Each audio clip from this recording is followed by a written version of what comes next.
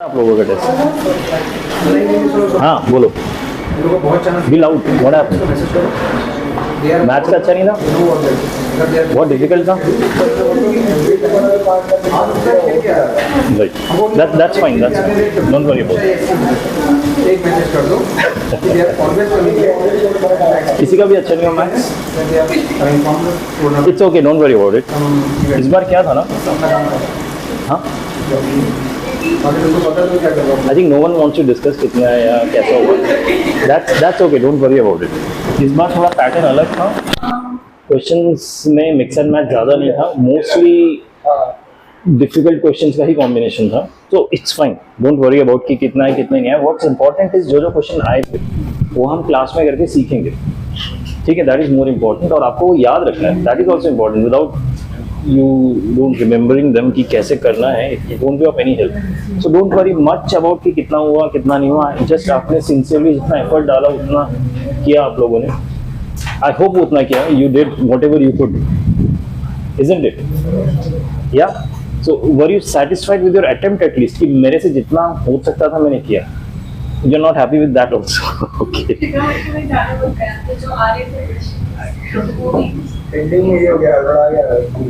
वो होता ही है। सी, ये तो अभी कोचिंग का माहौल है, सोचो एक्चुअल एग्जाम में माहौल कैसा होगा, जहाँ आपके आसपास 1000 बच्चे बैठे होंगे और आप लोगों को देखेंगे कि धीरे धीरे सब कर रहे और आपको कुछ हो नहीं रहा, ठीक है। तो ये सब साइकोलॉजिकल सिनेरियोस का भी प्रैक्टिस करना बहुत जरूरी है, ठीक है। So don't worry much about it, focus on कि आप कितना पढ़ सकते हैं, कितना कर सकते हैं, जो चीज़ें नहीं पता थी उन क्वेश्चंस का टेक्निक क्या है वो कीजिए। Repetition of question is very important, जो भी क्वेश्चंस हैं उनको रिपीट कीजिए फिर से सीखने के लिए। इसलिए मैं कहता हूँ पीडीएफ के जो क्वेश्चंस है ना, you keep repeating them at home so that you are aware of the technique. वो टेक्निक याद रखना जरूरी है, ठीक है। वैराइटीज ऑफ क्वेश्चन उसी से ही कवर्ड होते हैं, मतलब आप है। इस बार मैं पहले खोलूंगा फिर बात करूंगा, ठीक है।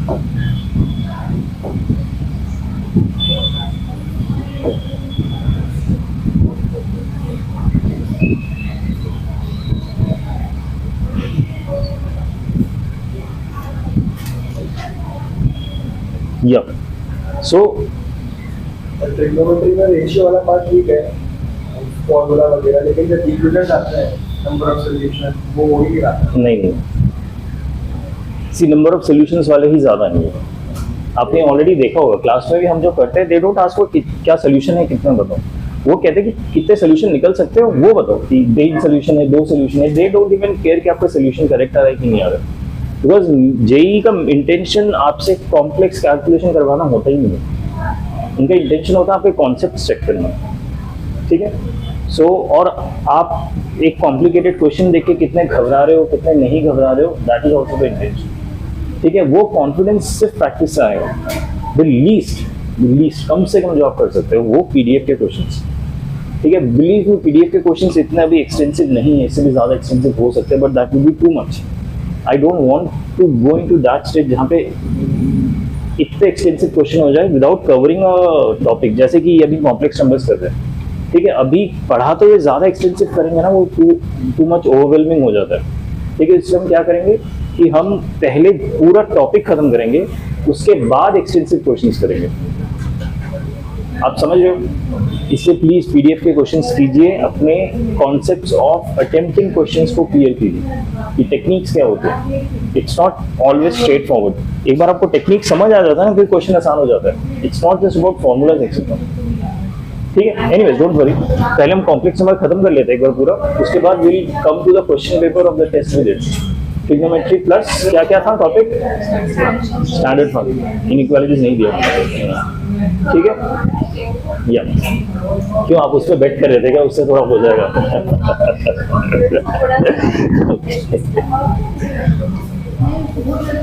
Anyways I am assuming complex number में कोई डाउट नहीं है आप लोगों को, है अभी तक जो हमने किया है, किसी क्वेश्चन में कुछ डाउट है, ठीक है। हमने अभी तक क्या क्या टॉपिक्स किए एक बार क्विकली रिवाइज कर लेते हैं, उसके बाद आगे बढ़ते हैं।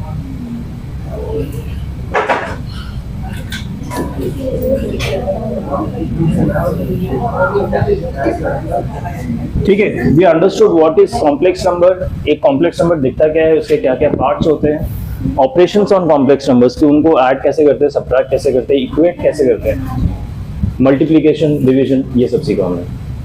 फिर हमने सीखा एक कॉन्सेप्ट की what is conjugate of a complex number and what is argument, उसके बारे में हमने लास्ट क्लास में पढ़ा था। उसको पढ़ते हुए हमने थोड़ा सा टॉपिक मॉड्यूलस का भी टच किया था, बिकॉज ये दोनों टॉपिक्स पैरेलली चलते हैं, तो कुछ कुछ क्वेश्चन में मॉड्यूलस यूज होते हैं। आज हम मॉड्यूलस के प्रॉपर्टीज को अच्छी तरह समझेंगे, डीप डाइव करके जितने इसके क्वेश्चंस हो सकते हैं करेंगे, ठीक है। मॉड्यूलस के जितने भी प्रॉपर्टीज के क्वेश्चन है, वेरी इंपॉर्टेंट टॉपिक है। कॉम्प्लेक्स नंबर में मोस्टली ये जो दो टॉपिक्स है ना, कॉन्जुगेट एंड मॉड्यूलस, ये पूरा ओवरवेलमिंग क्वेश्चन आते हैं इससे, ठीक है। तो ये अच्छी तरह करना। अगेन एज आई सेड, ये सब प्रॉपर्टीज जो हमने इसके बारे में पढ़े हैं ना,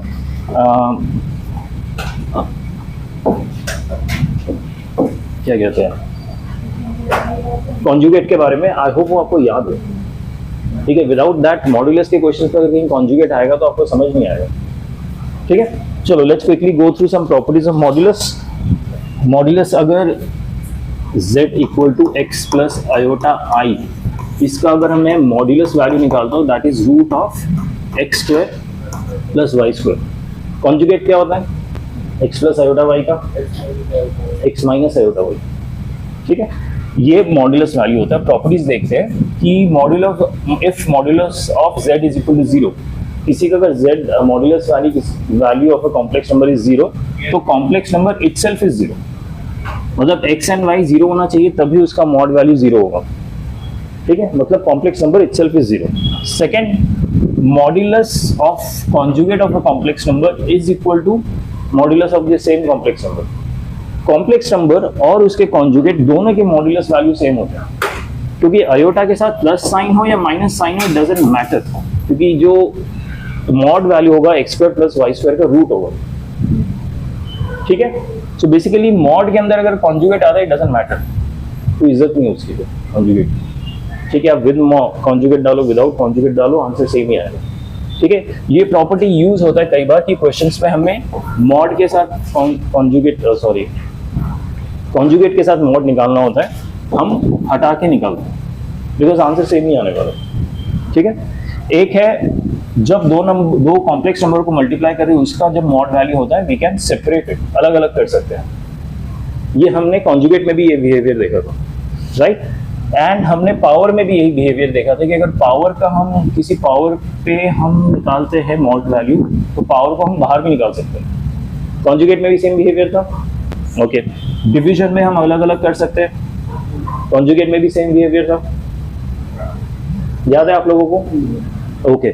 अगर एक कॉम्प्लेक्स और उसके कॉन्जुगेट को मल्टीप्लाई करते हैं, that is equal to mod value of that complex number का होल स्क्वायर। ये हमने कॉन्जुगेट पढ़ते हुए भी सीखा है, क्योंकि वहां पे ये प्रॉपर्टी यूज हो रही थी, ठीक है। वेरी इंपॉर्टेंट प्रॉपर्टी, मॉड्यूलस का square is equal to complex number and its conjugates multiplication, ठीक है। ये याद है आप लोगों को, प्रॉपर्टी हमने पढ़ी थी लास्ट क्लास में, ओके। अब एडिशन एंड सब्ट्रैक्शन में जब हम मॉड्यूलस लगाते हैं, then how its behave, very important. Conjugate में बिहेवियर कैसे था, सिंपल सेपरेट हो जाता था, लेकिन मॉड्यूलस में वैसा बिहेवियर नहीं है। मॉड्यूलस में बिहेवियर को डिफाइन करने के लिए जो प्रॉपर्टी यूज होती है उसको ट्रायंगल इनइक्वालिटीज कहते हैं। ये टर्म याद रखना, ट्रायंगल इनइक्वालिटीज, ठीक है। उससे हम अच्छा, ये बाय द वे हमने पढ़ा हुआ एक चैप्टर में, आपको याद है, स्टैंडर्ड फंक्शन में, वो मॉड का बिहेवियर था, that was a different mod all together, लेकिन प्रॉपर्टी सेम लगी थी, ठीक है। सो ये modulus of a complex number का बिहेवियर है कि दो कॉम्प्लेक्स नंबर को अगर हम ऐड कर रहे हैं, तो that would be less than और इक्वल टू उन दोनों का separate modulus. It can be equal to, but it has to be less than और इक्वल टू, ऐड करते हुए जब हम सेपरेट करते हैं, ठीक है। अच्छा, इस क्वेश्चन का थोड़ा सा हम लॉजिकली अगर मतलब समझने की कोशिश करें कि z1 प्लस z2 का मॉड वैल्यू का मैक्स कितना वैल्यू हो सकता है, मैक्स आंसर कितना हो सकता है। z1 प्लस z2 का मॉड अगर मैं निकाल रहा हूं, उसका max answer, what can be the maximum value I can get, maximum value would be this, that's why it is saying it has to be less than equal to this value. ये वाले concept से मैंने पढ़े हुए कि less than, greater than and इसको अगर मैं अलग पर्सपेक्टिव से समझने की कोशिश करूँ, अलग पॉइंट ऑफ व्यू से समझने की कोशिश करूँ, तो कैसे ये बिहेव करता है। आई थिंक इस टाइप के कॉन्सेप्ट हमने एक और चैप्टर में किया है, ट्रिग्नोमेट्री में किया शायद, आई डोंट रिमेम्बर, किसी एक चैप्टर में से किया, ठीक है, कि sequence and series, that's true, या इसका सेग्रीगेशन होता है Z1 mod plus Z2 mod, ठीक है। So the max value this term can attain, the max value is this, right, या इससे बड़ा आंसर नहीं मिलेगा, ये इसके बराबर मिलेगा या इससे छोटा ही आंसर मिलेगा, ठीक है। Similarly Z1 plus minus Z2, यहाँ पे प्लस था, यहाँ माइनस था, जैसे यहाँ पे मॉड को सेग्रीगेट करके ऐड किया, यहाँ पे मॉड को सेग्रीगेट करके सब्ट्रैक्ट करेंगे और ये ग्रेटर देन इक्वल टू, मतलब ये इसका मिन वैल्यू, मिनिमम लीस्ट वैल्यू, या तो इसके बराबर होगा या इससे ज्यादा ही होगा। सब्ट्रैक्शन में एक चीज ध्यान दीजिए कि सब्ट्रैक्शन करने के बाद भी बाहर एक मॉड लगा हुआ है, दैट मीन्स सब्ट्रैक्शन करने के बाद पहले तो मॉड को सेग्रीगेट करके सब्ट्रैक्ट कीजिए, फिर जो भी आंसर आएगा ना उसको पॉजिटिव कर दीजिए, समझ रहे। ये जो बाहर वाला मॉड है ना, ये पॉजिटिव करने वाला मॉड है, ठीक है। जो अंदर वाला मॉड है, ये क्या मॉड है, ये कॉम्प्लेक्स नंबर का मॉड वैल्यू निकालने वाला मॉड, आप समझे। सो अगर कॉम्प्लेक्स नंबर ऐसे है 2 प्लस 3 आयोटा, 4 प्लस 5 आयोटा, उसको सब्ट्रैक्ट किया, तो यहाँ पे 2 प्लस 3 आयोटा का मॉड वैल्यू निकालिए रूट से, Z2 का मॉड वैल्यू निकालिए रूट से, जो भी आंसर आएगा उसको पॉजिटिव कर दीजिए बाहर के मॉड से, क्योंकि आपने एक बार मॉड वैल्यूज निकाल दिए ना दोनों इंडिविजुअल टर्म्स की, उसके बाद ये कॉम्प्लेक्स नंबर नहीं रहेगा, तो बाहर के मॉड का मतलब क्या होगा, अंदर कॉम्प्लेक्स नंबर ही नहीं है, उसका मतलब वो कि आंसर नेगेटिव है तो पॉजिटिव है, ठीक है। समझ आया सबको प्रॉपर्टीज। अभी क्वेश्चन अटेम्प्ट करते हैं, क्वेश्चन अटेम्प्ट करते करते जहां जहां ये प्रॉपर्टीज जैसे भी यूज होंगे आपको समझाते हैं, ओके। अगेन प्लीज घर पे ट्राई कीजिएगा सारे क्वेश्चन जो हम करने वाले हैं, क्योंकि हर एक क्वेश्चन का जो सिलेक्शन हुआ ना वो पर्टिकुलर टेक्निक के एक्सप्लेनेशन के लिए सिलेक्ट किया गया, तो आपको टेक्निक्स याद रहेंगे। अच्छा ये क्वेश्चन है, if z equal to multiplication of two complex number divided by two complex numbers, then mod of z is equal to, question समझ आ रहा है, दिख रहा है सबको।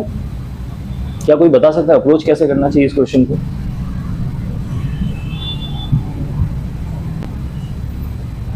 Any suggestions anyone?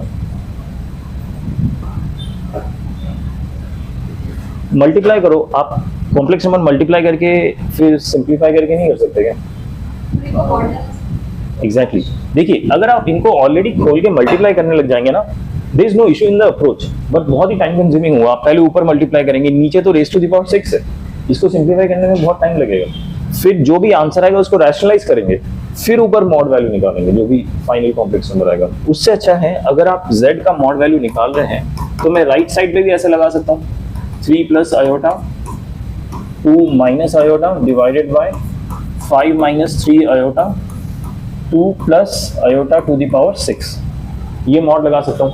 अच्छा मॉड क्या सेग्रीगेट हो सकता है, डिवीजन में अलग हो सकता है? एक बार मैंने डिवीजन पे अलग कर दिया तो फिर क्या मल्टीप्लिकेशन में अलग हो सकता है?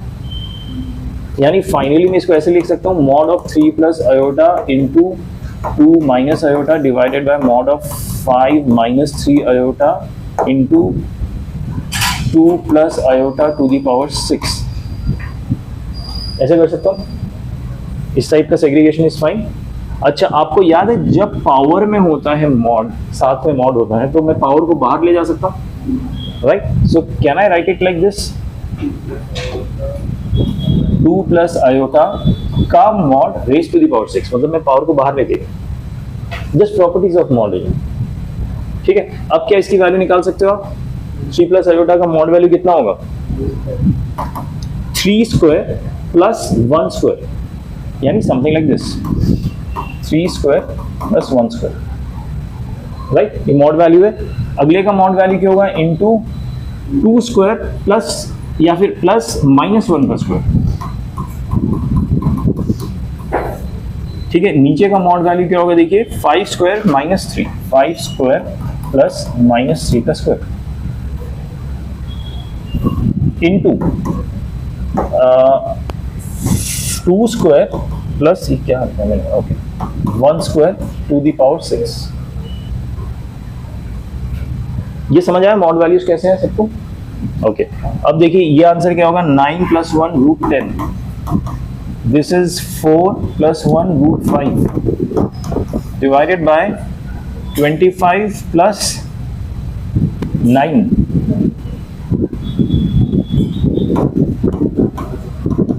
What about this? √5 to the power 6.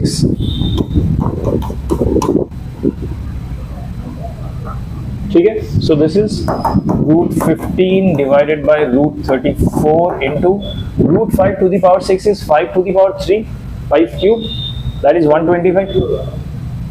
Or √50 होगा this.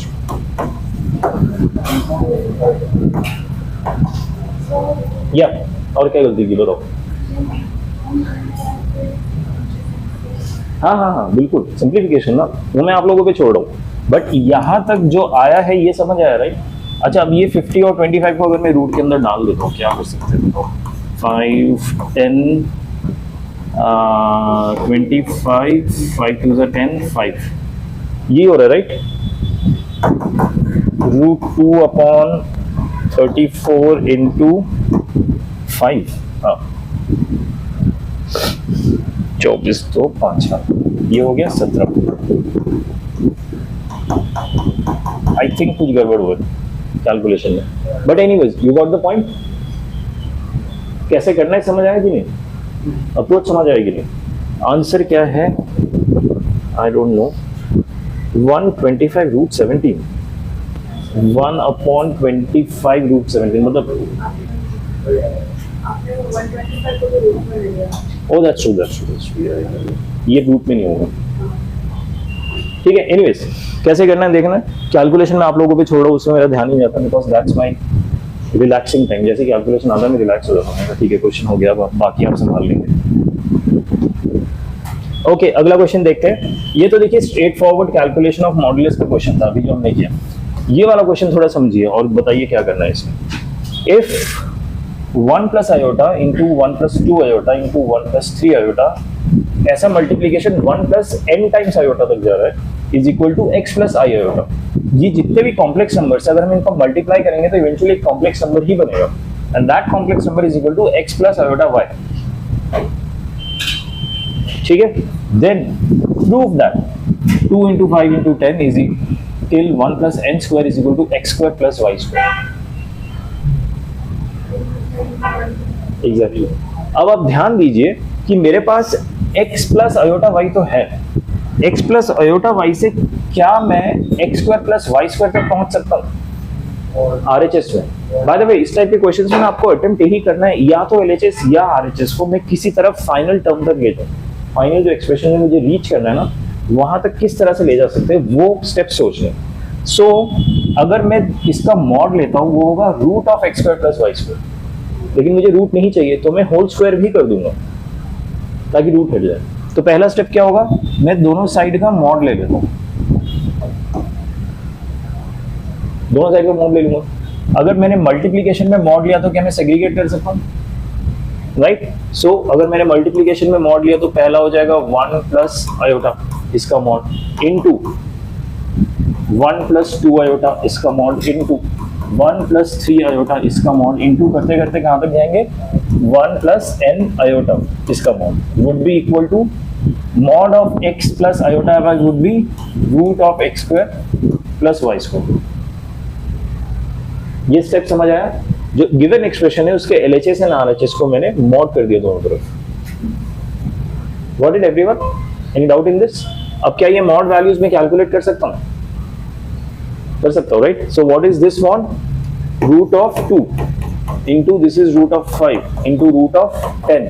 करते करते देखिए ये मॉड होगा 1² + n². इसको मैं हटा रहा हूं, equal to √(x² + y². Yes, हमें चाहिए RHS में x² + y², बट यहाँ पे रूट है. So obvious step would be कि मैं दोनों LHS RHS का होल स्क्वायर करूंगा. होल स्क्वायर तो इंडिविजुअल टर्म्स पे हो जाएगा, तो ये टर्म हो जाएगा 2 × 5 × 10 × 1 + n² equal to x² + y². Another variety of question. समझा सबको? ठीक है, आगे बढ़ते हैं। हाँ ओके सर।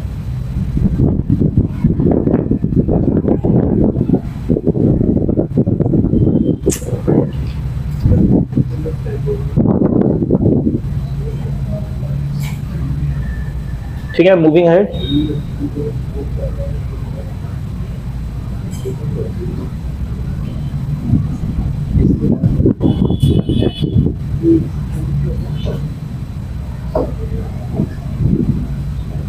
ठीक है, अगला क्वेश्चन थोड़ा ध्यान से देखते हैं। ये सारे क्वेश्चन जो हमने प्रॉपर्टीज पढ़े ना मॉड्यूलस, उसी पे बेस्ड है, नथिंग एक्स्ट्रा।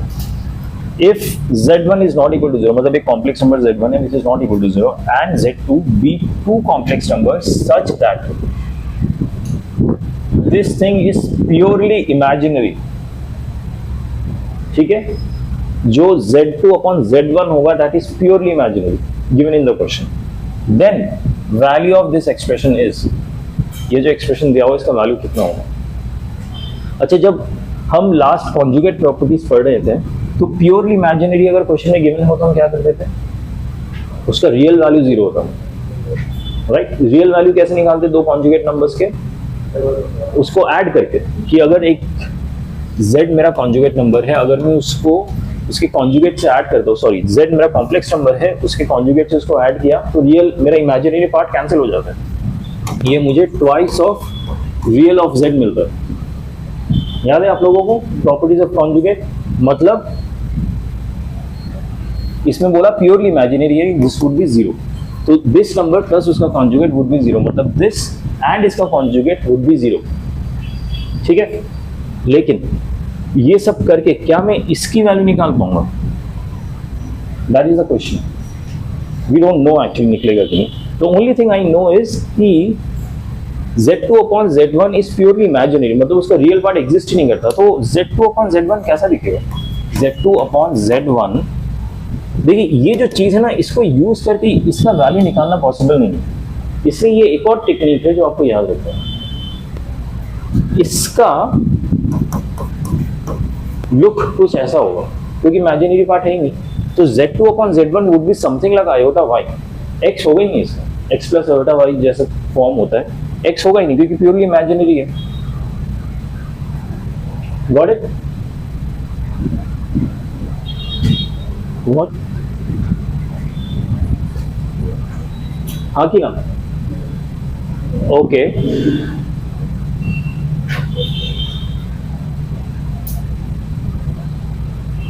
ठीक है। अब अगर मैं इसका मॉड्यूलस निकालूं, modulus value of Z2 upon Z1, ये कितना आएगा, दैट इज y। ये पूरा कॉम्प्लेक्स नंबर आएगा, Z2 upon Z1 itself would be a complex number without any real part, तो something like this would be, it would be visible। तो इस पूरे टर्म का अगर मैं मॉड निकालता हूं, it will be root of 0 square plus y square which is equal to y, ठीक है। इसका भी मॉड निकाला, इसका भी मॉड निकाला, स्टेप समझ आया सबको, पक्का? ठीक है। अब इसकी वैल्यू निकालने के लिए मेरे पास अगर Z2 upon Z1 गिवन है, तो हमारा लॉजिकल थिंकिंग क्या होना चाहिए, इसकी वैल्यू कैसे निकाल सकते हैं, रैशनलाइज नहीं। देखिए मुझे Z2 upon Z1 चाहिए, तो मैं न्यूमरेटर और डिनोमिनेटर को Z1 से डिवाइड कर सकता हूँ। हाँ देखिए, कॉम्पोनेंटो डिविडेंडो में क्या होगा ना कि ये जनरली कॉम्पोनेंटो डिविडेंडो एक इक्वेशन में लगता है कि आप LHS और RHS दोनों में लगाएं। This is not an equation, हमें कुछ प्रूव नहीं करना, हमें इस एक्सप्रेशन का वैल्यू निकालना है। कॉम्पोनेंटो डिविडेंडो हमेशा एक इक्वेशन में लगना चाहिए, दैट्स द पर्पस कि LHS पे CND लगाओ, RHS पे CND लगाओ, फिर भी इक्वली रहेगा, ठीक है। इस केस में मुझे इतना विजिबल है कि मुझे Z2 upon Z1 का एक सब अज्यूम्ड वैल्यू पता है मुझे, क्या मैंने अज्यूम किया। यहाँ पे इसको Z2 upon Z1 करने के लिए क्या मैं न्यूमरेटर को Z1 से डिवाइड कर सकता हूँ और डिनोमिनेटर को Z1 से डिवाइड कर सकता हूँ, दोनों न्यूमरेटर डिनोमिनेटर को, हाँ या ना? कर सकता हूँ कि नहीं? ठीक है, so that I can get a Z2 upon Z1 inside the expression, ठीक है। सो मेरा जो इनसाइड द एक्सप्रेशन के वैल्यूज होगा वो होगा 2Z1 plus 3Z2 upon Z1 divided by 2Z1 minus 3Z2 upon Z1, ऐसा दिखेगा। अब इसको मैं सेग्रीगेट करके यहाँ ले जाऊंगा, यहाँ ले जाऊंगा, इसको भी सेग्रीगेट करके यहाँ ले जाऊंगा। ठीक है, सो न्यूमरेटर क्या बनेगा देखिए, 2 + 3 एक minute, Z2/Z1 divided by 2 - 3 Z2/Z1। ठीक है, अब क्या मैं मॉड्यूलस को सेग्रीगेट करके ऊपर और नीचे ऐसे लिख सकता हूँ, और जो बाहर का मॉड्यूलस है इसको हटा दूंगा, इसको अगर मैं हटा देता हूँ तो ऊपर और नीचे मॉड्यूलस सेग्रीगेट हो जाएगा, राइट। क्या ये प्लस और माइनस में सेग्रीगेट हो सकता है इंडिविजुअल टर्म्स पे? नहीं हो सकता, राइट, क्योंकि मॉड्यूलस की प्रॉपर्टी में हमें पढ़ा है कि उसमें हम एग्जैक्टली वैसे नहीं कर सकते, हमें फिर less than equal to, greater than equal to वो यूज करना पड़ेगा, जो हम करना नहीं चाहते। तो नेक्स्ट स्टेप क्या करूंगा, ये जो Z2/Z1 की वैल्यू है ना, उसकी जगह मैं क्या डाल दूंगा, iota y।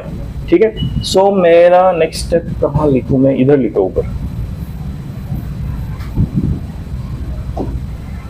So it will become 2 plus iota 3y modulus divided by 2 minus iota 3y। ये समझ आया आप लोगों को क्या किया मैंने? Z2/Z1 को मैंने रिप्लेस कर दिया किससे, कहाँ गया ये से, आयोटा y से, क्योंकि मैंने वो अज्यूम किया था it is a purely imaginary number, तो मैंने आयोटा y अज्यूम किया था, तो आयोटा y से मैंने रिप्लेस कर दिया Z2/Z1 और 3 को ऐसे ही रख दिया जो 3 ऑलरेडी प्रेजेंट है। Are you able to understand what I am saying? Okay, अब देखिए ऊपर एक कॉम्प्लेक्स नंबर बन गया 2 + 3 आयोटा y। ठीक है, इसका मॉड वैल्यू क्या होगा, 4 + √4 प्लस देखिए आयोटा तो गया 3y का होल स्क्वायर, राइट, और नीचे का मॉड वैल्यू क्या होगा, 4 प्लस माइनस नहीं, mod is always x² + y², जो माइनस है वो 3 के साथ आएगा, -3y होल स्क्वायर। ये स्टेप समझ आ रहा है, हाँ या ना? मैंने क्या किया, इसका मॉड वैल्यू निकाला, इसका मॉड वैल्यू निकाला, दोनों बराबर आएंगे, है ना, क्योंकि माइनस तो होल स्क्वायर की वजह से हट जाएगा, तो आंसर आ गया। तो बेसिकली मैंने इसका जो मॉड वैल्यू निकाला ना, इसका काम ही नहीं आया, ऐसे निकाला, बिकॉज आई डिडंट नो ना कि सॉल्व करते हुए आएगा कि नहीं, इससे मैंने पहले सॉल्व करके निकाल के रखा था, बट जरूरत ही नहीं पड़ी। ठीक है, डायरेक्टली इसी से ही आंसर आ गया। समझ आया? This is a much faster way, you just assume कि Z2/Z1 is equal to iota y, because it is purely imaginary, इसको रिप्लेस कर दो एंड आंसर आ जाएगा।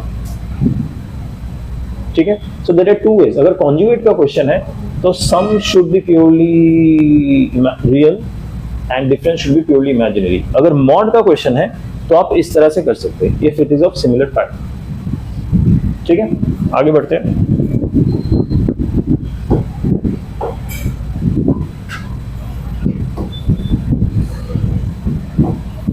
Another variety of question। अब सारे varieties इंपॉर्टेंट है, I can't keep saying कि ये बहुत इंपॉर्टेंट है, सारे varieties इंपॉर्टेंट है, that's a generic statement, so I'm not going to repeat कि इंपॉर्टेंट है। If Z1 and Z2 are two complex numbers such that Z1 plus Z2 cube is equal to 0 and Z1 square into conjugate of Z2 equal to 1, ये दो expressions हमें given है, then which of the option is correct? अब ये जो options है ना, इस सब में देखिए मॉड लगा हुआ है, एक में Z1 equal to Z1 mod equal to Z2 mod equal to 2, एक में Z1 mod equal to 1 Z2 mod equal to 2, एक में दोनों 1 है, एक में 0 और 1, इस टाइप के ऑप्शंस है। तो ये ऑप्शन देके आप रियलाइज कर रहे हो बेसिकली हमें Z1 एंड Z2 का मॉड वैल्यू निकालना है। You realising that, right? So ये जो एक्सप्रेशंस गिवन है इस पे मुझे मॉड इंप्लीमेंट करना है, कर दीजिए और कुछ नहीं। पहले मैं सेकंड वाले को करता हूँ क्योंकि मल्टीप्लिकेशन में मॉड इंप्लीमेंट करना आसान रहता है।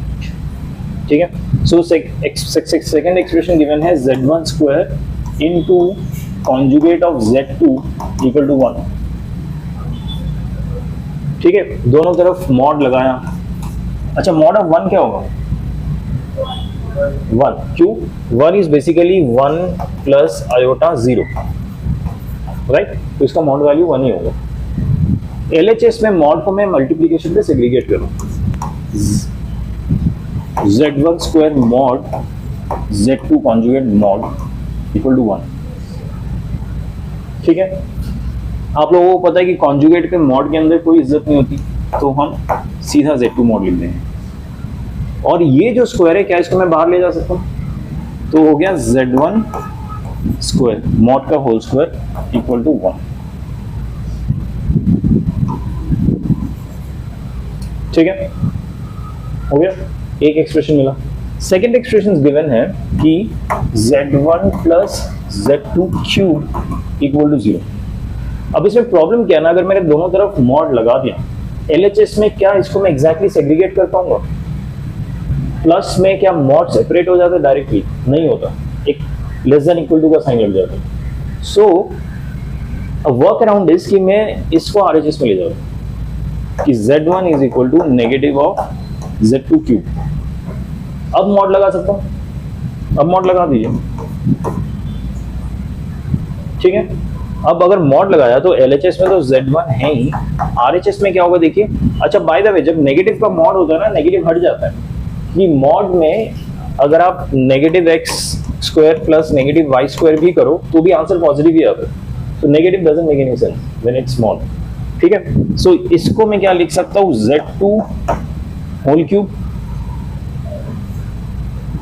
राइट। अब देखिए, एक तो मुझे ये एक्सप्रेशन आंसर मिला और दूसरा मुझे ये एक्सप्रेशन मिला। इन दोनों को सॉल्व करके मैं Z1 मॉड और Z2 मॉड की वैल्यू निकाल सकता हूं। और the smarter way of doing is कि आपको ऑलरेडी सारे आंसर्स गिवन है, आप बस देखो कौन सा यहाँ पे अप्लाई होता है। ठीक है, किस आंसर से दोनों इक्वेशन सेटिस्फाई हो रहा है वो आपका फाइनल आंसर होगा, instead of solving them with one another, that is time consuming. तो अगर मुझे दिया है Z1 and Z2 are equal to 2, तो क्या ये सेटिस्फाई हो रहा है? 2 स्क्वायर इंटू 2 नहीं, 8 हो रहा है, directly reject. Z1 1 Z2 2, 2 into 1 2 नहीं, Z1 Z2 दोनों 1 है, यहाँ पे सेटिस्फाई हो रहा है 1 स्क्वायर इंटू 1, यहाँ पे 1 इक्वल टू 1 क्यूब सेटिस्फाई हो। और जेईई मेंस में सिर्फ सिंगल ऑप्शन ही क्वेश्चन होते हैं। ठीक है, तो फोर्थ ऑप्शन में जाना ही नहीं है, save as much time as you can. ठीक है, गॉट इट। आगे बढ़ते हैं।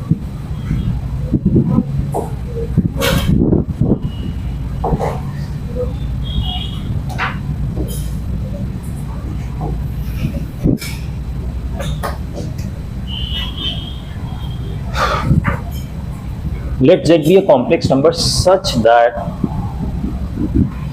mod of this is equal to 1. Show that Z is purely real. Purely real मतलब Z का कोई imaginary part ही नहीं होगा। ठीक है, so given is let Z be a complex number. ये हमारा assumption है in the question कि Z is a complex number। ठीक है, एंड उन्होंने एक वैल्यू दिया हो कि अगर हम Z को इस वाले एक्सप्रेशन में डालें तो आंसर उसका मॉड वैल्यू 1 आएगा। इतना हमें गिवन। ठीक है, हमें ये शो करना है Z इज प्योरली रियल, इसका कोई कॉम्प्लेक्स पार्ट है ही नहीं। तो हम स्टार्टिंग से ही Z को प्योरली रियल लेके नहीं चल सकते, हमें Z को एज ए कॉम्प्लेक्स नंबर लेके ही चलना है और फिर प्रूव करना है कि इसके आयोटा के साथ कोई वैल्यू ही नहीं। समझ आया? सो इवन बिफोर अज्यूमिंग कि Z क्या हो सकता है, मुझे ये एक्सप्रेशन पता है। हाँ, ये जो टेक्निक है, again it's an important technique, ये और भी क्वेश्चंस में यूज होता है। कभी भी आपको ऐसा एक्सप्रेशन दिखता है ना कि 1 minus iota Z upon Z minus iota का mod value is equal to 1, ये तो आपको पता ही होगा कि अगर मॉड डिवीजन में है तो हम सेग्रीगेट कर सकते हैं, यानी यहां से मैं मॉड को न्यूमरेटर और डिनोमिनेटर में अलग अलग कर सकता हूँ। एक बार मैंने मॉड अलग कर दिया, क्या मैं इसको ऊपर ले जा सकता हूँ क्रॉस मल्टीप्लाई करने के लिए, क्योंकि मॉड हमेशा पॉजिटिव होगा। ठीक है, so mod of 1 minus iota Z is equal to mod of Z minus iota. इसका जो नेक्स्ट स्टेप है ना, वो इंपॉर्टेंट स्टेप है। ठीक है, और इसमें एक प्रॉपर्टी यूज होने वाली है। मॉड ऑफ Z स्क्वायर क्या होता है, याद है आप लोगों को? क्या होता है? Z into conjugate of Z, अभी पढ़ा था। ठीक है, सो जब भी मॉड होता है ना, और अगर मैं दोनों साइड को होल स्क्वायर कर देता हूं उसका सोल्यूशन ये नहीं कि आप बस ब्रैकेट खोल के स्क्वायर कर दीजिए, ए प्लस बी होल स्क्वायर का फॉर्मूला नहीं लिख सकता अगर मॉड है साथ में।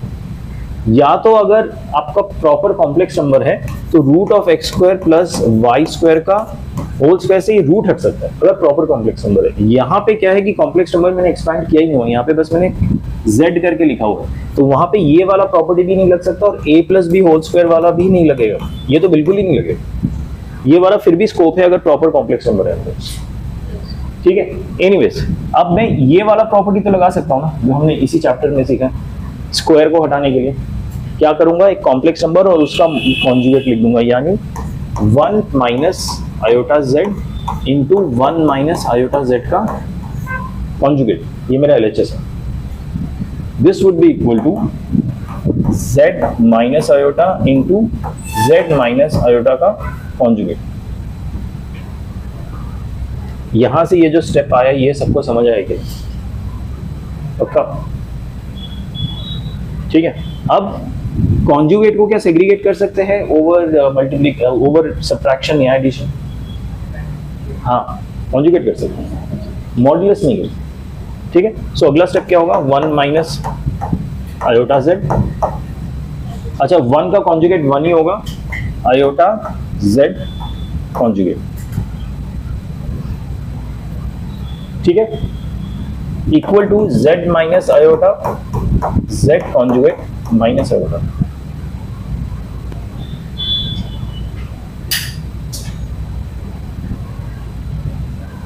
हम यहां पे भी आएगा कॉन्जुगेट,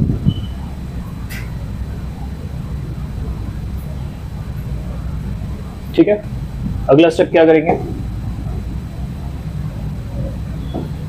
अच्छा by the way minus iota conjugate को क्या मैं प्लस आयोटा लिख सकता हूं, minus iota conjugate is plus iota, फिर कॉन्जुगेट मतलब ही होता है इमेजिनरी का साइन चेंज कर देना। ये स्टेप समझ आया, तो कहां मैं यहां नहीं कर सकता क्योंकि यहां पे z कॉम्प्लेक्स नंबर का पूरा कॉन्जुगेट हो रहा है, लेकिन यहां पे इस पर्टिकुलर एक्सप्रेशन में कर सकता हूं बिकॉज यहां पे सिर्फ आयोटा ही है, तो ये हटा के मैंने कर दिया प्लस। समझ आया ना, नहीं कंफ्यूजन, नहीं समझ आया, ओके।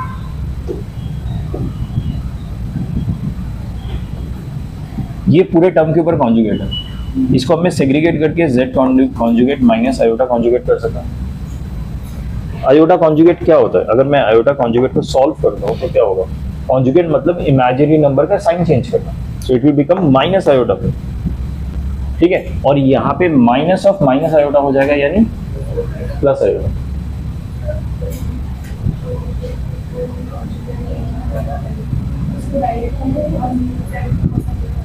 उससे क्या होगा ना, z प्लस आयोटा कर दोगे तो z के ऊपर भी कॉन्जुगेट नहीं आएगा। आप अज्यूम करोगे ये पूरा कॉम्प्लेक्स नंबर है और आपने इसका साइन चेंज किया, ऐसा नहीं है। z itself is a complex number, उसके साथ एक और कॉम्प्लेक्स नंबर माइनस हुआ, तो आपको इंडिविजुअल टर्म्स के नीचे पहले लेके जाना होगा, उसके बाद इंडिविजुअल टर्म्स का कॉन्जुगेट सॉल्व करना होगा। z का मैं कॉन्जुगेट इसलिए नहीं सॉल्व कर रहा क्योंकि मुझे पता ही नहीं z है क्या, वो मेरा अजम्पशन है, लेकिन माइनस आयोटा का मैं कर सकता हूँ क्योंकि मुझे पता है कि वो सिर्फ आयोटा ही है कॉम्प्लेक्स नंबर, ठीक है। सो ये ऊपर का जो है हट जाएगा और इट विल बिकम प्लस, ठीक है। अभी हम क्या करेंगे ना, ब्रैकेट खोल के वो करने की कोशिश करेंगे सिंप्लीफाई। सो ध्यान से करना है, 1 को मल्टीप्लाई किया तो होगा 1 माइनस आयोटा z कॉन्जुगेट, अब इसको करेंगे minus iota z plus iota square z into z conjugate, ठीक है। RHS में होगा z into z conjugate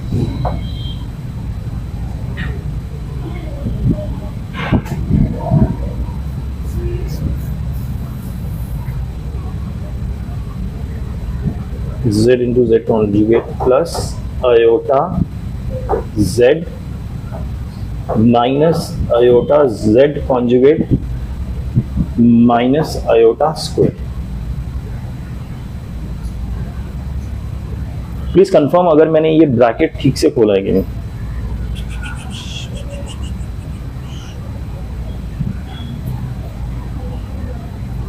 looks fine, till now it looks fine, ठीक है, अभी देखिए ये LHS में एक 1 है, माइनस आयोटा स्क्वायर क्या होता है?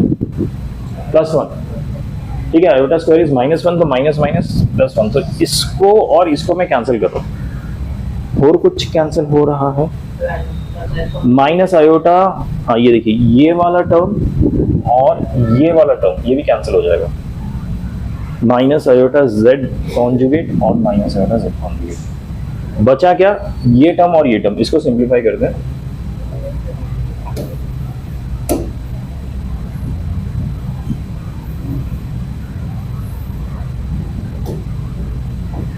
ये लिख रहा हूं मैं minus iota Z plus iota square Z, इसको आयोटा स्क्वायर को मैं -1 लिख सकता हूं,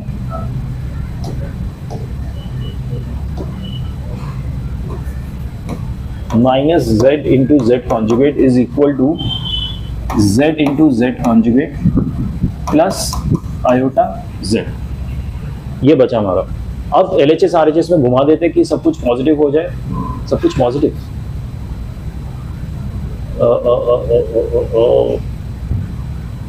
नहीं, ये -2 आयोटा Z is equal to twice of Z into Z conjugate होगा। ठीक है, ये 2 कैंसिल हो गया, ये Z भी कैंसिल हो गया, बच गया मेरा Z conjugate is equal to minus iota. Z conjugate minus iota बचा। किसी को डाउट है इसमें? यस।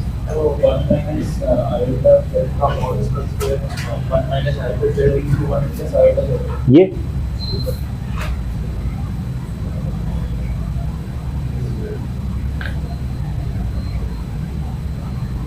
इसकी बात कर रहे हो?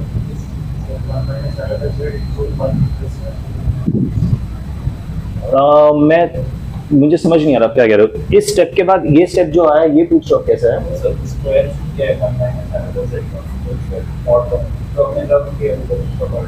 स्क्वायर होल स्क्वायर मैंने कहीं किया ही नहीं है। ये देखिए इसका मैंने कॉन्जुगेट सेग्रीगेट किया, तो यहाँ पे कॉन्जुगेट है, यहाँ पे कॉन्जुगेट नहीं है, so this not whole square. ये अलग एक्सप्रेशन है, ये अलग है। इसमें Z पे कुछ नहीं है, इसमें Z पे कॉन्जुगेट है। ठीक है, तो मैंने बस ब्रैकेट खोल के मल्टीप्लाई किया। ठीक है, तो ये A माइनस बी फॉर्म में नहीं है, ये B है ही नहीं है, कुछ और है। ठीक है, बस ब्रैकेट खोल के सिंपली मल्टीप्लाई किया। यहाँ तक समझ आया? अगर conjugate Z is minus iota तो Z इज सिर्फ आयोटा, यानी Z में व्हाट इज प्योरली रियल। मैंने उल्टा प्रूफ कर दिया क्या? Okay, again classic calculation mistake, कहीं पे ना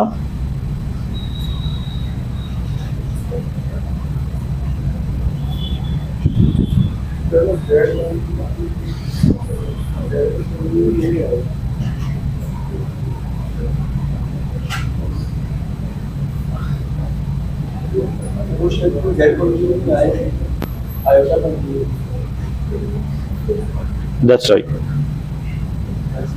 यप, यहाँ पे आयोटा कॉन्जुगेट भी आएगा। Z कॉन्जुगेट तो आएगा ही, आयोटा कॉन्जुगेट भी आएगा। और देख लो पहले ही, इसके पहले की, और फिर बाद में एक्सपेरिमेंटेशन करना पड़े। Z कॉन्जुगेट ये प्लस हो गया, दैट्स फाइन। अच्छा ये स्टेप देखिए, ये जो कॉन्जुगेट को मैंने सेग्रीगेट किया, 1 के ऊपर जो कॉन्जुगेट गया वो तो 1 ही रहेगा, क्योंकि इसमें इमेजिनरी पार्ट है ही नहीं। इसमें I के ऊपर भी कॉन्जुगेट जाएगा, Z के ऊपर भी कॉन्जुगेट जाएगा, दोनों के ऊपर जाएगा। मैंने पहले I पे लगाया ही नहीं था। I कॉन्जुगेट क्या हो जाएगा? माइनस I का कॉन्जुगेट इज प्लस I। ठीक है, सो इस कॉन्जुगेट को अगर मैं हटाता हूं, इसको अगर मैं हटाता हूं तो ये बन जाएगा प्लस, जैसे मैंने RHS में किया था। ये अगर प्लस बन जाता तो क्या क्या चेंजेस आते देखो। ये प्लस हो जाएगा और माइनस के साथ ये माइनस माइनस गया, ये माइनस हो जाएगा। ठीक है, अब ये जितने भी मैंने काटी पीटी की है वो हमें एक बार फिर से रिव्यू करना पड़ेगा। ठीक है, 1 तो RHS और LHS से तो कट गया, दैट इज फाइन। अब plus iota Z conjugate minus iota Z conjugate, ये नहीं कटेंगे, minus iota Z conjugate, minus iota Z plus iota Z, ये कटना चाहिए था। फिर अगर ये नहीं कट रहा तो ओ गॉश प्लीज, मुझे दोबारा नहीं करना है क्वेश्चन। अच्छा ये कटेगा,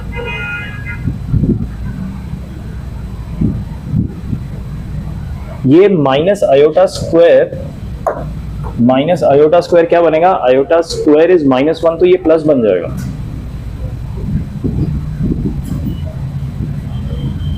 ये प्लस होगा और ये आयोटा स्क्वायर में यहां से हटा रहा हूं, ठीक है। अब ध्यान दीजिए, ये वाला जो एक्सप्रेशन मैंने काटा था ना, ये तो कटेगा नहीं,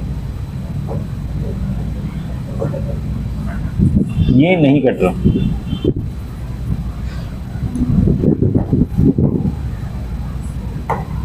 ठीक है, लेकिन अब ये कट जाएगा।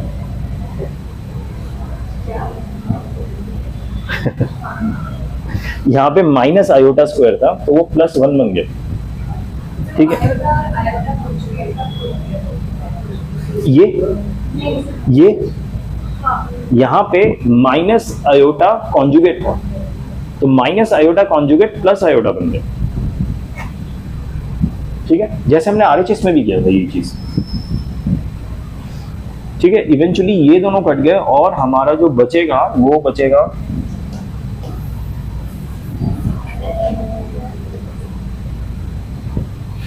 Iota Z conjugate minus iota Z is equal to iota Z minus iota Z conjugate. अभी एलएचएस आरएचएस में ले जाते हैं तो क्या होगा, इसको मैं यहां ले आता हूं, यानी 2 iota Z conjugate is equal to 2 iota z, हाँ z conjugate equal to z आ जाएगा, ये कैंसिल हो जाएंगे दोनों, z conjugate equal to z, z conjugate z के बराबर तभी हो सकता है जब वो प्योरली रियल हो। अच्छा इसको मैं आरएचएस में ले जा सकता हूं तो क्या होगा, Z minus Z conjugate is 0, Z minus Z conjugate property याद है हमने पढ़ा था, यस, दैट मीन्स अगर ये 0 हो रहा है तो हाँ, अगर ये 0 हो रहा है मतलब इसका इमेजिनरी पार्ट कट जाएगा और ये सिर्फ रियल रह जाएगा, ठीक है, गॉट इट। अगर z मेरा x प्लस आयोटा y है तो z कॉन्जुगेट होगा माइनस आयोटा y, नहीं ये फिर से मैंने इसको प्योरली इमेजिनरी प्रूव किया, हाउ इज दैट, क्योंकि इनका सब्ट्रैक्ट अगर करे तो iota 2y, O God,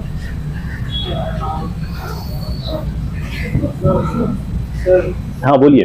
Iota 2y equals to 0, so that means there's only a real part. Oh yeah, that's right, that's right. देखो इन दोनों का सब्ट्रैक्शन क्या आ रहा है, आयोटा 2y आ रहा है, ठीक है। सो इसका मतलब अगर सिर्फ आयोटा इसका रियल पार्ट आ रहा है, दैट मीन्स इसका इमेजिनरी पार्ट आ रहा है, यानी रियल पार्ट इसका 0 है, प्रॉबेबली इमेजिनरी भी 0 है बट रियल तो डेफिनेटली 0 है, क्योंकि सब्ट्रैक्शन में क्या हो रहा है कि ये दोनों आपस में कट जा रहे हैं, both of them are exactly equal. Is it making sense? I don't think it's making much of a sense, because there is some fundamental mistake I am doing, कहीं पे तो गड़बड़ हो रही है, लेट मी चेक।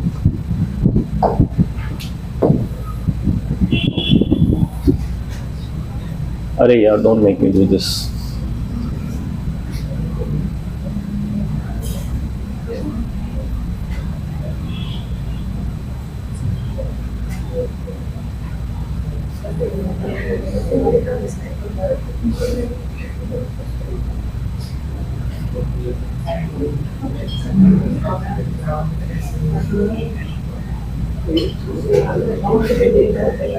ठीक है, will do one thing, इसमें सिर्फ कैलकुलेशन का इशू है, क्योंकि जो हमने कॉन्सेप्ट यूज किया है कॉन्सेप्ट में कोई इशू नहीं है, आप क्रॉस मल्टीप्लाई करके होल स्क्वायर कीजिए, that is the concept, concept में कोई दिक्कत नहीं है, इट्स जस्ट कि कैलकुलेशन में गड़बड़ हो तो I will revisit this question, let me finish rest of the questions, I will again revisit, थोड़ा ठंडे दिमाग से आराम से सॉल्व करेंगे, हो जाएगा, it's just calculation I can see, क्योंकि इन्होंने z को x प्लस आयोटा y करके किया, व्हिच इज वेरी कम्बरसम है, which I don't want to do, but ठीक है, एनीवेज लेट्स मूव ऑन।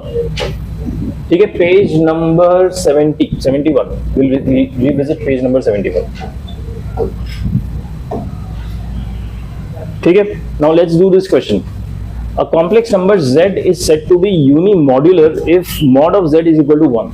किसी भी कॉम्प्लेक्स नंबर का अगर मॉड वैल्यू 1 आता है, it is called unimodular. Okay, suppose z1 and z2 are complex numbers such that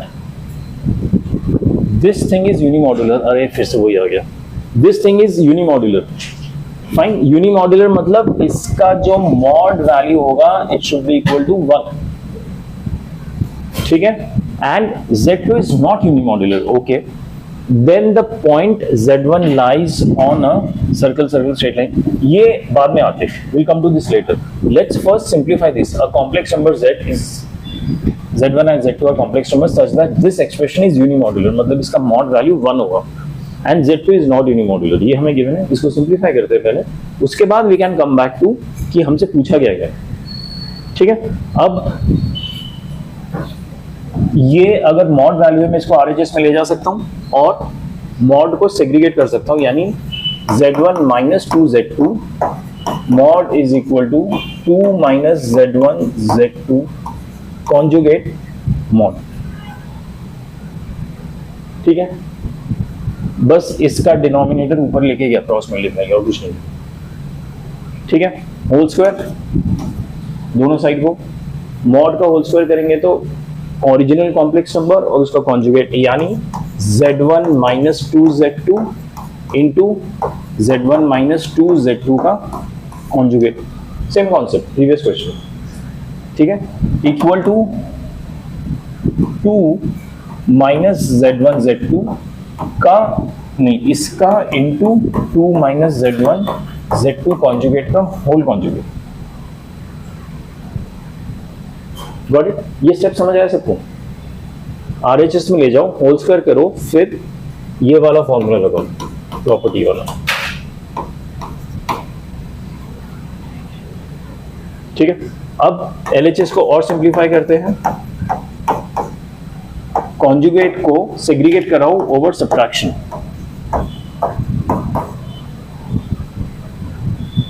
ठीक है, RHS में 2 minus z1 z2 conjugate into, again over subtraction segregate किया, 2 के ऊपर कॉन्जुगेट का कोई इफेक्ट नहीं होगा, z1 z2 में z2 का कॉन्जुगेट और होल कॉन्जुगेट हो जाएगा.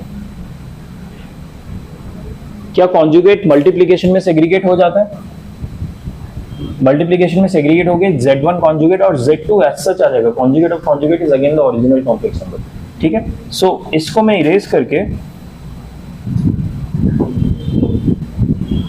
ऐसे लिख रहा हूं, z1 कॉन्जुगेट इंटू z2. ये स्टेप समझ आया सबको? कॉन्जुगेट ऑफ z1 तो z1 ही रहेगा, कॉन्जुगेट ऑफ z2, क्योंकि पहले कॉन्जुगेट था वो z2 हो जाएगा फिर. ठीक है, ओके. अब अगेन ब्रैकेट खोलते, let me be very careful this time. z1 into z1 conjugate minus twice of z2 conjugate into z1 minus twice of z2 z1 conjugate plus 4 times z2 into z2 conjugate. Okay, this is equal to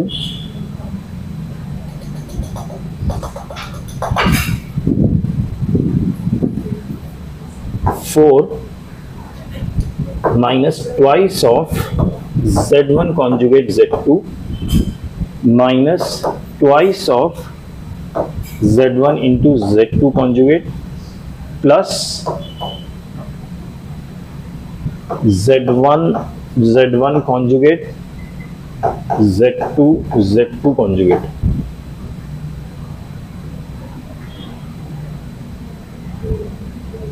Please point out any mistake if I have done.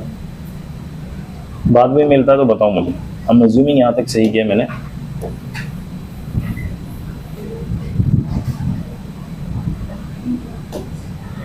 Okay, अब किस चीज को क्या क्या लिख सकते हैं? इसको मैं mod of z1 whole square लिख सकता हूं.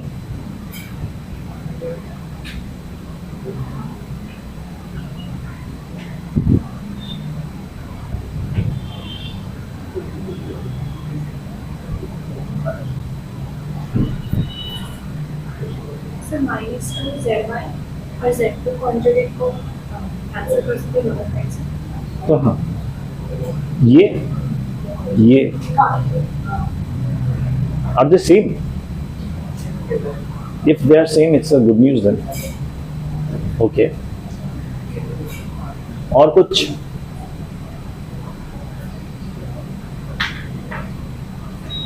ये भी कैंसिल हो रहा है क्या? Don't tell me. -2 z2 और z1 कॉन्जुगेट। ये भी कैंसिल हो रहा है, कुछ ज़्यादा ही कैंसिल हो गया। Okay, then this remains +4 times z2 square modulus -4, इसको मैं थोड़ा ठीक से लिख देता हूँ,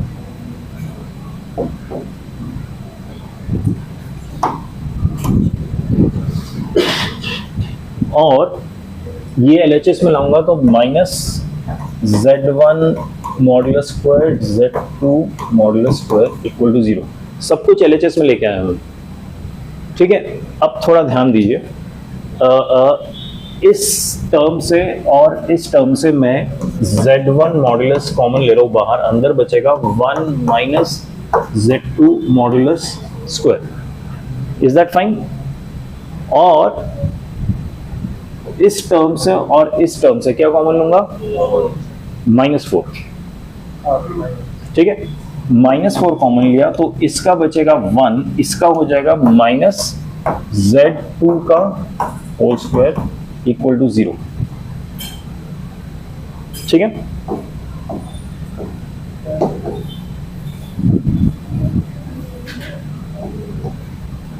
अब ये मेरा पूरा 1 - z2 मॉड्यूलस स्क्वायर को कॉमन लिया, अंदर बचा mod of z1 whole square -4 equal to 0। ये समझ आया क्या कर रहा हूं मैं? Just simplification like a quadratic equation, और कुछ नहीं, ठीक है। अब या तो ये 0 होगा या ये 0 होगा। अगर ये 0 होता है तो क्या हो जाएगा? z2 mod whole square equal to 1। अगर मैं इसको 0 करता हूं तो ये आता है, राइट।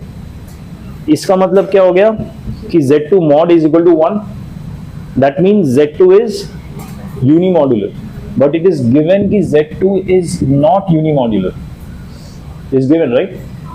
That means ये वाला आंसर नहीं हो सकता. This can't be equal to 0. ठीक है? So बचा क्या?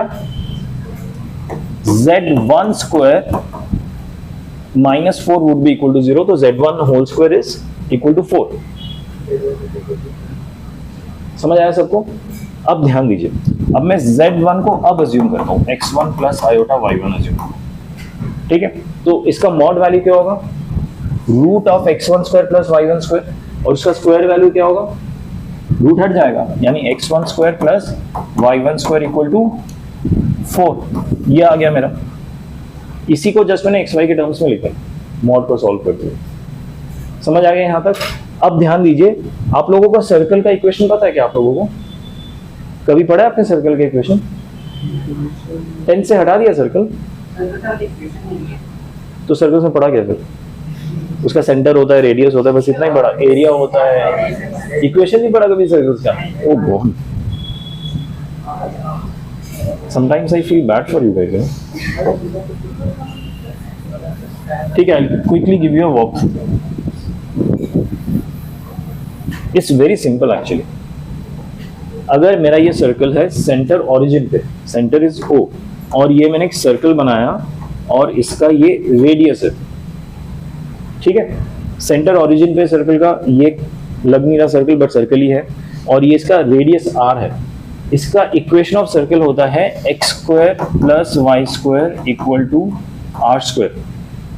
कहीं पे देखा इक्वेशन ऑफ सर्कल? देखा है? ऐसा लग रहा है मोस्ट ऑफ द स्टूडेंट्स लग नहीं रहा देखा है कभी, ठीक है। ये याद कीजिए, सेंटर इज ओरिजिन, यानी 0 0 इसका सेंटर है, that is the key factor. Radius r है, तो इक्वेशन ऑफ सर्कल होता है x square plus Y square equal to r square, ठीक है। हम सरप्राइज सर्कल का इक्वेशन नहीं बताएंगे। Anyways, this resembles equation of a circle, ठीक है। Just only thing I have to do is 4 को मुझे 2 स्क्वायर लिखना पड़ेगा। नाउ इट रिजेंबल्स, ठीक है। इसका मतलब क्या हुआ कि ये जो 2 स्क्वायर है इसमें से 2 जो है इसका रेडियस है, क्योंकि this is how the pattern of circle equation is. समझ आया? बिकॉज इसको सॉल्व करके ये मिला मुझे, so the point Z1 lies on circle with radius 2, no sorry not radius 2, this circle with radius 2। समझ आया? बट इसके लिए अजम्पशन था आप लोगों को सर्कल का इक्वेशन पता होना चाहिए, बट एनीवेज अभी हमारा कॉनिक सेक्शन आने वाला है, उसमें तो सर्कल के भयंकर भयंकर इक्वेशन आएंगे, सो अपेरेंटली मुझे बेसिक से स्टार्ट करना पड़ेगा। ठीक है, ओके, समझ आया? Okay, let's move on.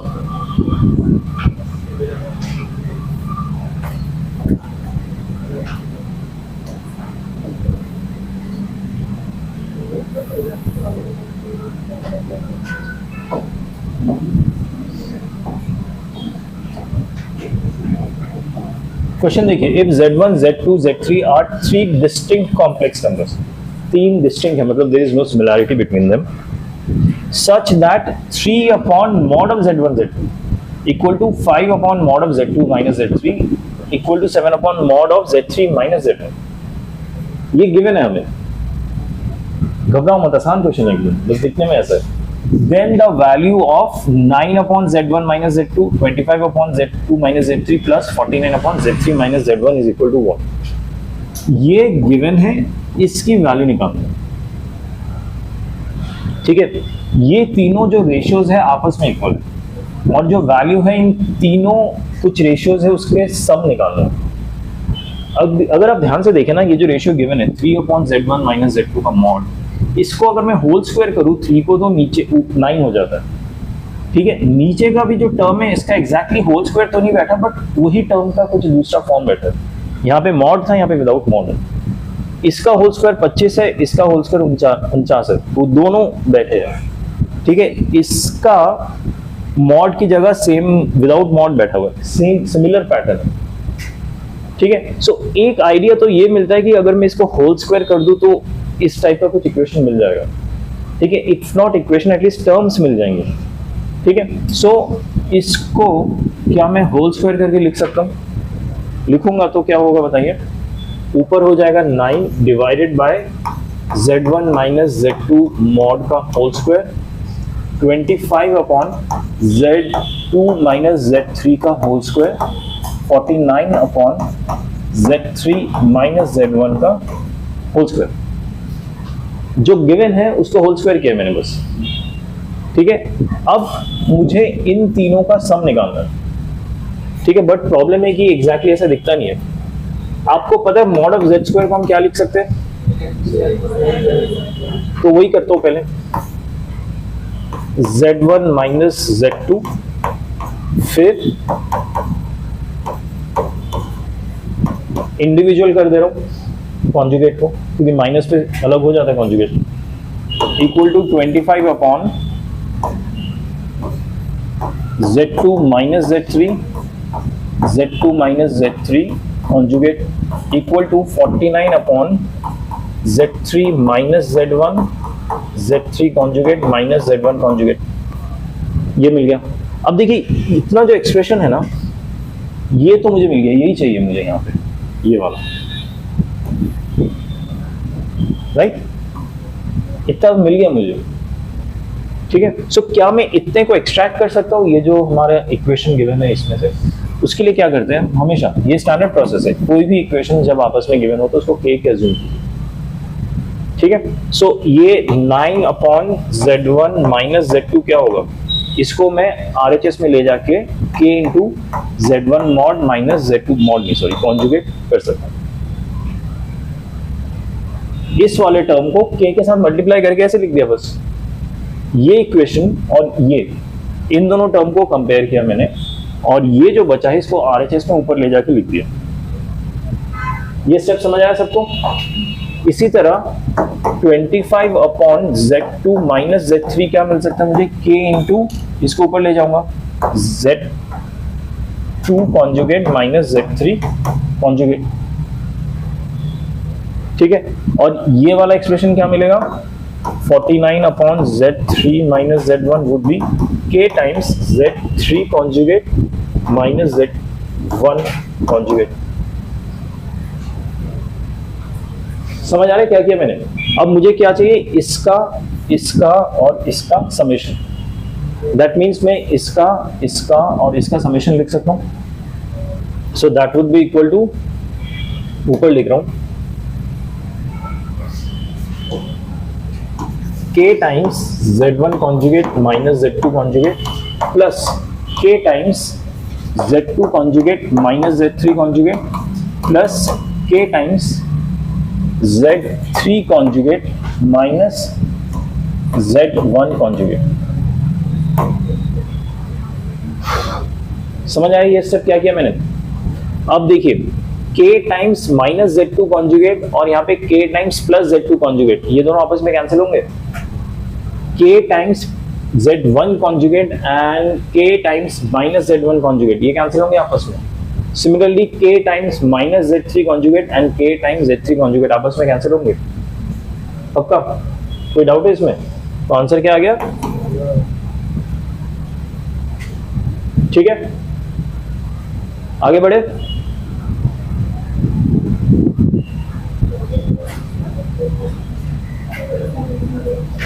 Okay, कुछ और प्रॉपर्टीज है, ये भी क्विकली समझ लेते हैं. एक्चुअली प्रॉपर्टीज नहीं, it's more of a remark, क्योंकि ये प्रॉपर्टीज हम ऑलरेडी पढ़ चुके हैं. उसी का ही कुछ फर्दर अगर रिजल्ट्स अंडरस्टैंड करना है तो इसको ध्यान में रखिए. जब हम कॉन्जुगेट ऑफ कॉम्प्लेक्स नंबर का होल मॉड निकालते हैं, समेशन किया कॉन्जुगेट का और उसका होल मॉड निकाला, तो उन कॉम्प्लेक्स नंबर का हम कॉन्जुगेट हटा के भी होल मॉड निकाल सकते हैं. This something very similar to, ये हमने प्रॉपर्टी पढ़ा था मॉड का, वही प्रॉपर्टी लेकिन बहुत सारे कॉम्प्लेक्स नंबर एडेड है. सो मॉड के अंदर कॉन्जुगेट की इज्जत नहीं होती. सेम यहां पे भी एग्जैक्टली सेम थिंग है, बट रेसिप्रोकल एडिशन. यहां पे भी आप कॉन्जुगेट हटा सकते हैं. ठीक है, कॉन्जुगेट कहीं दिखता है हटा दो, just to simplify things. Okay, एक और प्रॉपर्टी देखते हैं, this is an important one.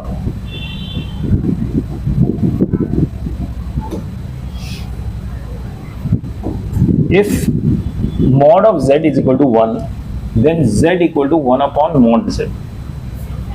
ये कैसे आता है मैं आपको बताता हूँ. इसको कैसे, टेक्निक कैसे आता है वो सीखना ज्यादा आसान है. mod of z equal to 1 है, राइट? दोनों को होल स्क्वायर किया, राइट? इसको मैं z इंटू जेड कॉन्जुगेट लिख सकता हूँ. तो z क्या हो गया? 1 अपॉन जेड कॉन्जुगेट. ठीक है, तो इसका मतलब ये भी है कि अगर यहाँ पे मैं 1 की जगह कुछ और भी नंबर लिख दूं ना, तो भी ये प्रॉपर्टी काम करेगा. ठीक है, ए स्क्वायर हो जाएगा, a square, a square. It's not necessary यहाँ पे बोलो कोई भी कांस्टेंट हो, आप ऐसे कर सकते हैं. सो बेसिकली इससे ये वाला स्टेप डायरेक्टली लिख सकते हैं. अगर डायरेक्टली याद नहीं रहता तो ये वाले बीच के 2 स्टेप्स करके याद कर लीजिएगा. ठीक है, it's a result of the usage of properties. ठीक है, जो सेकंड पॉइंट है यही लिखो.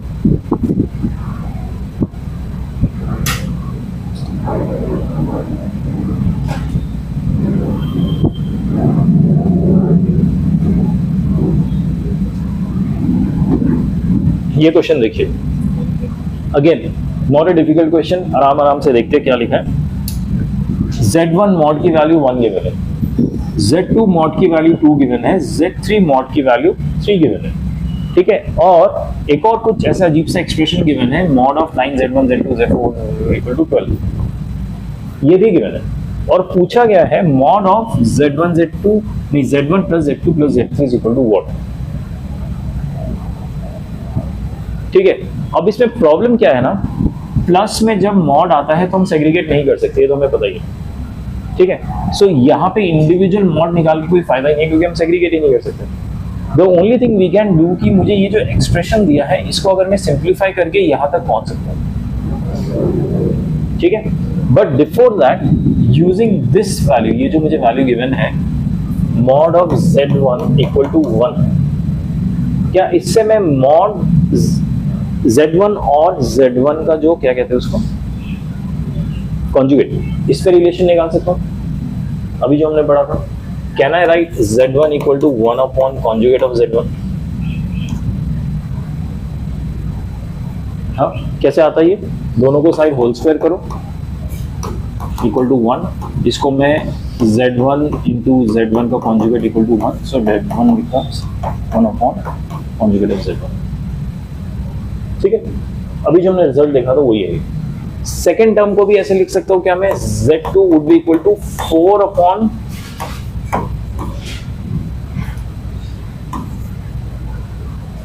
conjugate of Z2 and Z3 would be equal to 9 upon conjugate of Z3.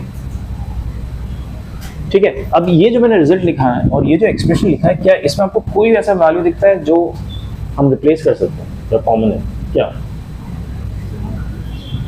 1 4 and 9, 1 4 9, 9 4 1 दिख रहा है कोएफिशिएंट्स? कोएफिशिएंट 9 है, 4 है. जनरली हम कोएफिशिएंट रिप्लेस नहीं करते, जनरली हम कोई वेरिएबल रिप्लेस करते हैं, लेकिन क्योंकि यहाँ पे मुझे कोएफिशिएंट इक्वल मिल गया है, तो क्या मैं 9 को यहाँ जो गिवन है इसको मैं Z3 into conjugate of Z3 से रिप्लेस कर सकता हूँ? ध्यान दीजिए, मैं फिर से लिख रहा हूँ, ये जो 9 गिवन है इसको मैं किससे रिप्लेस कर रहा हूँ? 9 is equal to Z3 into conjugate of Z3, ये क्रॉस मल्टीप्लाई. तो ये जो 9 है इसको मैंने इससे रिप्लेस किया. हाँ या ना? ये स्टेप समझ आएगी नहीं सबको? बचेगा क्या? Z1 इंटू Z2, ये भी बच गया. प्लस 4 को मैं क्या Z2 into conjugate of Z2 से रिप्लेस कर सकता हूँ? Z2 into conjugate of Z2 इससे रिप्लेस किया. बचा क्या? Z1 Z3. ठीक है, और Z2 Z3 के आगे एक 1 है, उस 1 को मैं Z1 into conjugate of Z1 से रिप्लेस करूंगा. बचेगा क्या? Z2 Z3. This is equal to 12. ये एक्सप्रेशन जो मुझे गिवन है उसी से मैंने आइडेंटिफाई. Got it? ओके. अब इन तीनों टर्म्स में क्या कुछ कॉमन है? Z1 Z2 Z3. ठीक है, ये पूरा कॉमन. तो मैंने क्या किया, mod of Z1 Z2 Z3 common लिया, अंदर बचेगा Z3 का क्या ये प्लस Z2 का कॉन्जुगेट प्लस Z1 का कॉन्जुगेट इक्वल टू 12. ठीक है, अब क्या मैं ये जो मॉड है इंडिविजुअल मल्टीप्लिकेशन के अक्रॉस ब्रेक कर सकता हूं? यानी इसका मॉड इनटू इसका मॉड. ठीक है, अब क्या मैं इसको इसमें भी फर्दर ऐसे ब्रेक कर सकता हूं? ये हटा के बाहर वाले ये हटा दे रहा हूं और इसको मैंने फर्दर ब्रेक कर दिया. Right, so mod of Z1 की वैल्यू क्या है? मॉड ऑफ Z2 2 और mod of Z3 3. So 1 into 2 into 3 यानी 6 हो गया. और इसका जो मॉड है ये अभी भी रहेगा, लेकिन अभी हमने एक रिजल्ट पढ़ा था, मॉड के अगर अंदर कॉन्जुगेट है तो हम कॉन्जुगेट को हटा सकते हैं. हाँ या ना? रेसिप्रोकल में भी एडिशन हो सकता है, नॉर्मल एडिशन भी हो सकता है. तो इसको मैं directly Z1 plus Z2 plus Z3 का मॉड लिख रहा हूँ. This is equal to 12. समझ आया? यानी इन तीनों के मॉड का समेशन आ गया 2. So this is equal to 2.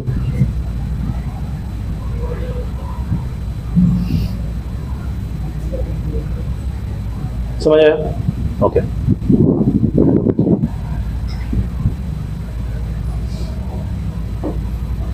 ये अगला क्वेश्चन देखिए, find maximum and minimum value of, ये एक एक्सप्रेशन गिवन है, इसका मैक्सिमम एंड मिनिमम वैल्यू निकालना है. जब हम मैक्सिमम या मिनिमम वैल्यू निकालते हैं हम किस टाइप के कॉन्सेप्ट यूज करते हैं? ग्रेटर देन या लेस देन के, क्योंकि उससे हमें पता चलता है जैसे Z1 प्लस Z2, ये ट्रायंगल इनइक्वालिटी पता है आप लोगों को? ठीक है, सो इस टर्म का ये मैंने उल्टा लिखा है शायद, ये ऐसा होगा. ठीक है, इस टर्म का मैक्सिमम वैल्यू ये होगा, ठीक है। सो इस टर्म का अगर मुझे मैक्सिमम वैल्यू निकालना है तो मैं ट्राइंगल इनइक्वालिटी का प्रॉपर्टी यूज करूँ, ठीक है। तो ये क्वेश्चन कल करते, मैंने बस आपको समझा दिया कि यहाँ पे हमें प्रॉपर्टीज कैसे आइडेंटिफाई करना है। मैक्सिमम मिनिमम देखा तो मतलब ट्राइंगल इनइक्वालिटी आएगा ही, कहीं और भी आ सकता है ट्राइंगल इनइक्वालिटी, ऐसा नहीं कि मैक्सिमम मिनिमम में ही आएगा, कहीं और भी आ सकता है, लेकिन यहाँ तो डेफिनेटली आएगा, ठीक है। सो आप लोगों का होमवर्क क्या है, आज जितने हमने पीडीएफ के क्वेश्चंस के सारे करने, एक क्वेश्चन पेज नंबर 71 था जिसका मुझे आंसर में कैलकुलेशन में गड़बड़ हो रहा था, वो मैं कल ट्राई करूंगा, बट आप डेफिनेटली होमवर्क में ट्राई कीजिए, ठीक है। अगर सॉल्व हो जाए तो बहुत ही अच्छी बात है, जो कल आके पहले वो सॉल्व करेंगे, उसके बाद यहाँ से कंटिन्यू करेंगे। Is that fine?